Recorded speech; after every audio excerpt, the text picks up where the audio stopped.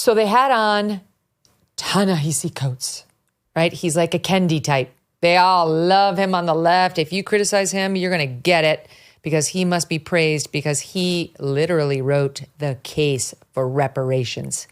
And he really, really, really wants people like the two white guys on the set to be paying reparations to people like him.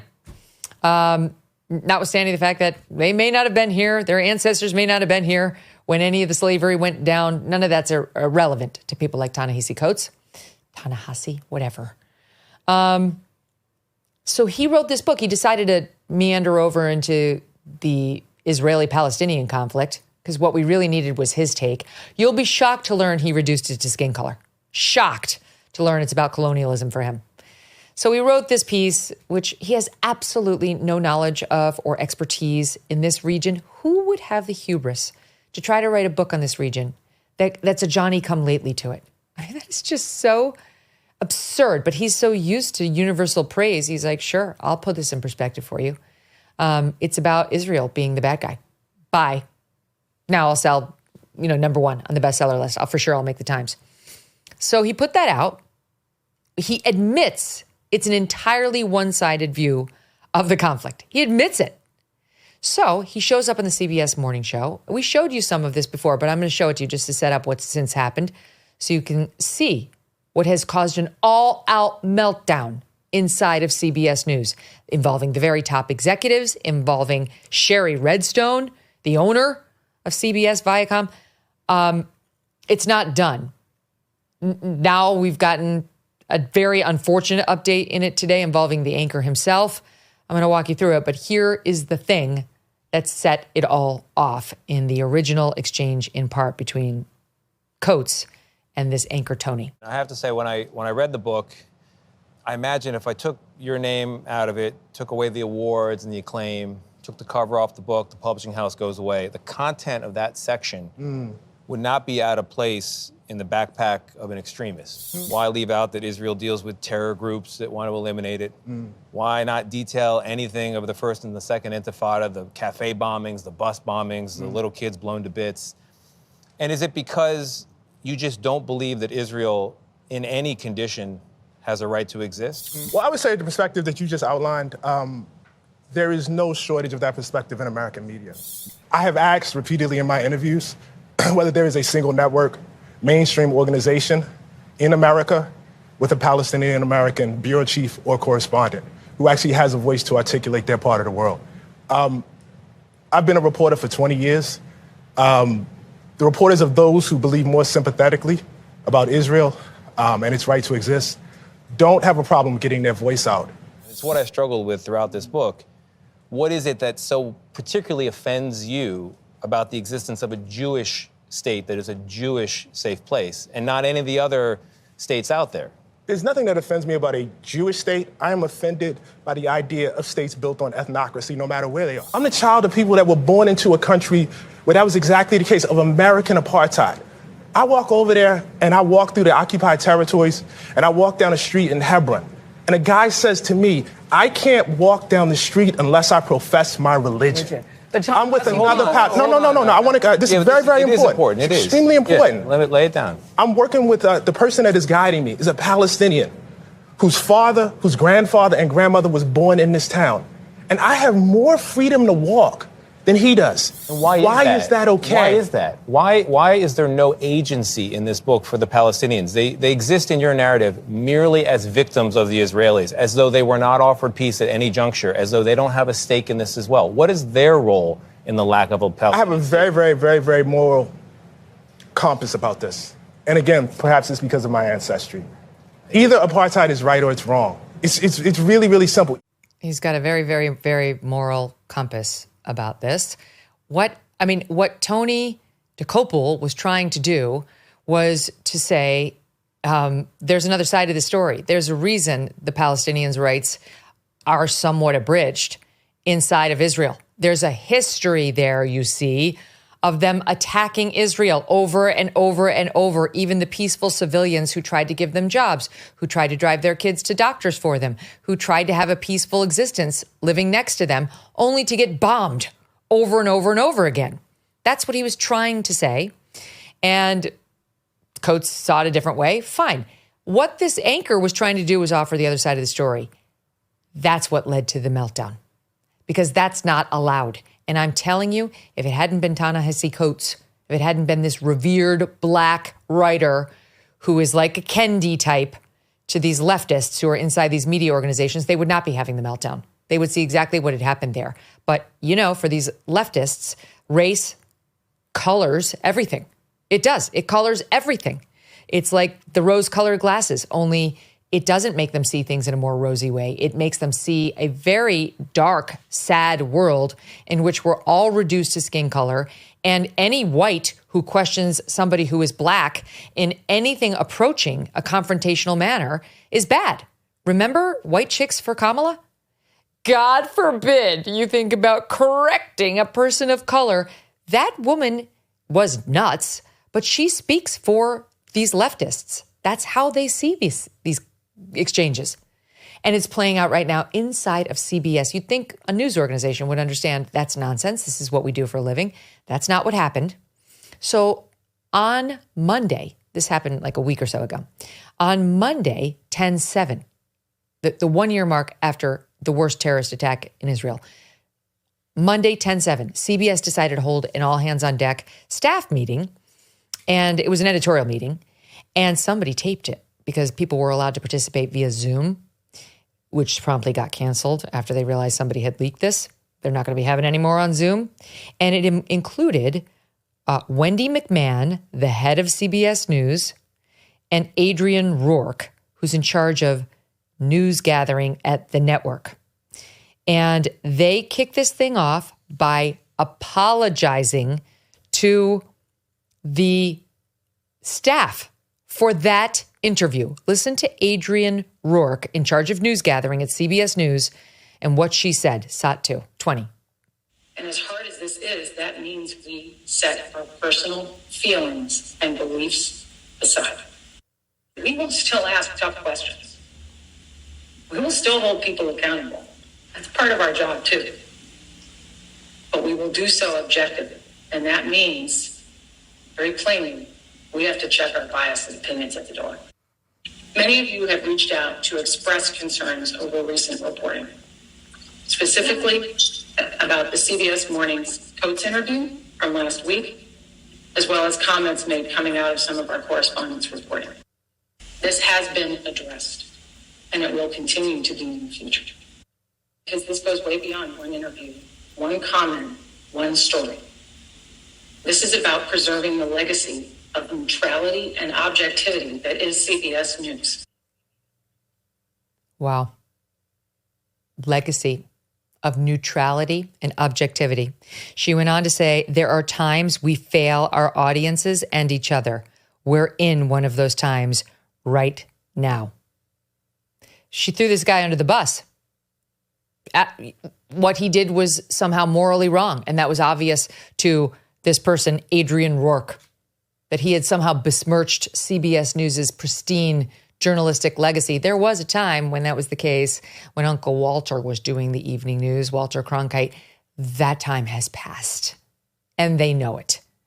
So Jan Crawford, who is an excellent reporter, she was at the Supreme Court covering SCOTUS when I was, and she's been their justice correspondent for 15 years, I think.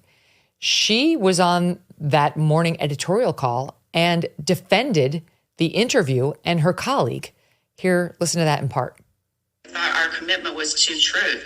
And when someone comes on our air with a one-sided account of a very complex situation, as Coates himself acknowledges that he has, it's my understanding that as journalists, we are obligated to challenge that worldview so that our viewers can have that access to the truth or a fuller account, a more balanced account. And to me, that is what Tony did. He prevented a one-sided account from being broadcast on our network.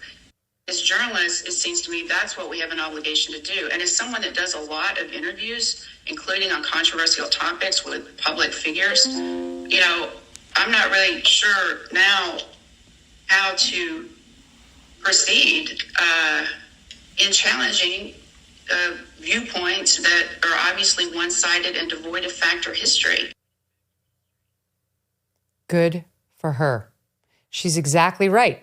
How is he being chastised when you're presenting somebody who's only got one side of the story on a very controversial topic on a news program that purports to be straight down the middle, straight news, not taking a side here?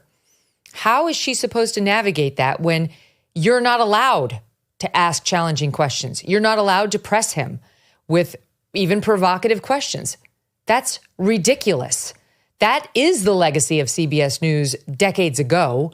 Obviously, they've gotten far afield of that. As you know, they recently let Catherine Herridge go because even though she's a great reporter when it comes to the intelligence field, she was getting a little too close to the truth. I mean, it's no shock. You all saw what CBS News did during that vice presidential debate. They literally cut the mic of the Republican vice presidential candidate when he was trying to correct a fake news fact check that was being brought down upon him in a debate they said they wouldn't fact check. Cut his mic so he couldn't make his point, and on it goes. That's who they are today. And this woman trying to cloak herself in sanctimonies, like, oh, our legacy. You know, I mean, please, who are you kidding? You only got upset when one of your leftist idols was challenged meaningfully by one of the morning hosts.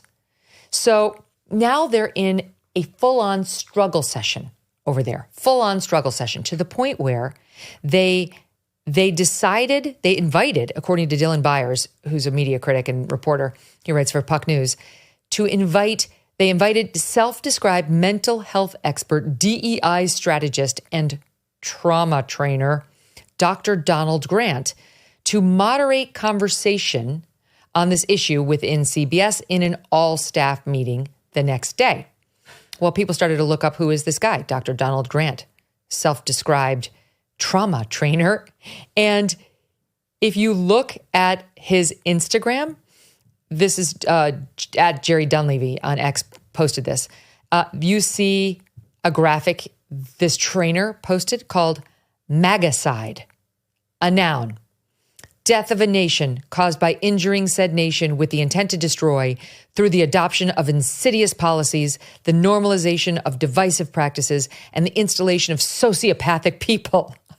A magicide attempt is when a subpopulation of a nation harms that nation with the intent to destroy.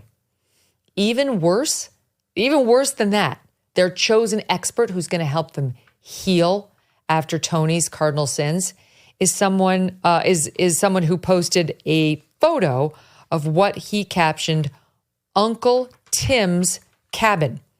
It is a photo with Senator Tim Scott's face photoshopped on the faces of Black people outside of a cabin. And they threw in Candace Owens for good measure. This is unbelievable. Tim Scott, to his credit, retweeted this news that they were going to use this guy as their trauma counselor with a message that read, "You good, CBS?" Perfect. Perfectly done. You guys okay? There was also a graphic on this trainer's Instagram of how to pronounce Kamala's name. He got very angry because he said it's only racist and sexist because these names just roll off your tongue. Federer, Skarsgård, Djokovic, which, let's face it, that took all of us forever to pronounce.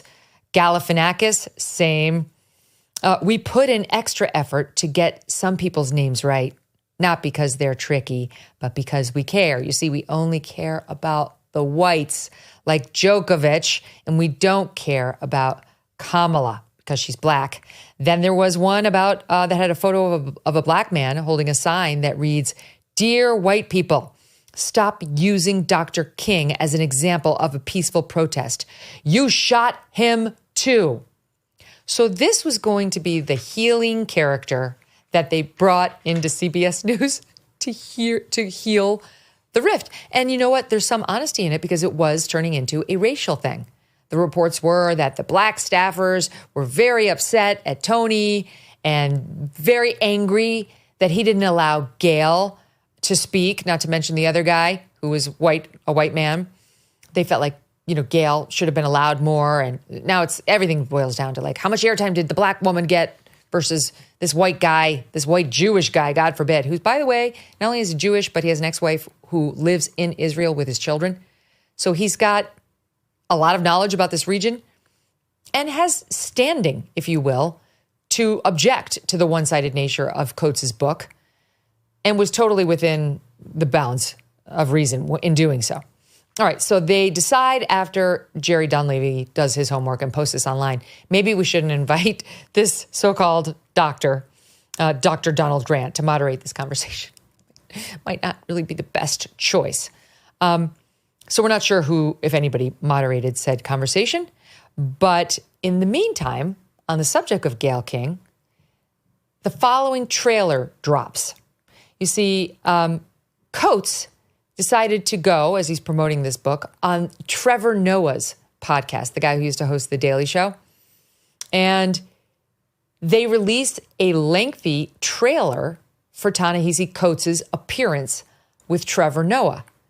And would you listen to how Coates, describes his conversation with Gail King backstage right before the interview we just went through? Watch. And I know she's getting a lot of stuff right now, so I really want to say this. Gail King is a great journalist and a great interviewer. And Gail came behind the stage before we went, and she had gone through the book. And I'm not saying she agreed with the book. She was like, I'm gonna ask you about this, I'm gonna ask you about that. It was like Gail was considered. Oh my God. If there's one thing Gail King is, it's considered. Listen, but she didn't speak. It was her handwritten notes. Her handwritten notes with it. You know what I mean? She had all these things, and I think while on the one hand, he probably did me a service, you know what I mean, by just kind of commandeering that interview, I don't think he did Nate and Gail a service. And I'm really, really sorry for them. Okay. First of all, a correction. The third anchor on the set, Steve Krakauer tells me, is named Nate Burleson. And he's not white. He's black. I didn't know that. I never watched this channel. I have no idea who this is. But I guess that's a double sin. Because now you not only didn't let Gail speak, who is black, you didn't let Nate Burleson speak, and he's black too. So double sin by their co-host, Tony DeCopel. So you hear Ta-Nehisi Coates there saying that Gail King went over what she was going to be asking him before the interview. She had all of her notes there, and she went over it in advance. That is not okay. There's a lot at stake in this upcoming election. But regardless of who is sitting in the White House, the fuse on the economy has already been lit. Even 4 years of a conservative presidency will not be enough to turn the tide on our $35 trillion national debt. And if the left wins, it will be like throwing gas on a dumpster fire. What can you do? Well, you do have options. You could protect your savings by diversifying into gold with the help of Birch Gold Group. Gold has stood firm in the face of greedy governments, economic upheavals, and global strife, and it could protect you right now. Birch Gold will help you convert an IRA or a 401k into an IRA in physical gold, tax-free and penalty-free, and it doesn't cost you 1 cent out of pocket. In the past 4 years, the buying power of the U.S. dollar has declined, while the price of gold has increased 40%. Coincidence? Text the letters MK to 989898. Get your free info kit on gold and trust Birch Gold Group to protect your savings. Text MK to the number 989898 today. Thanks so much for watching. If you like what you just saw, hit the subscribe button for more clips and full episodes.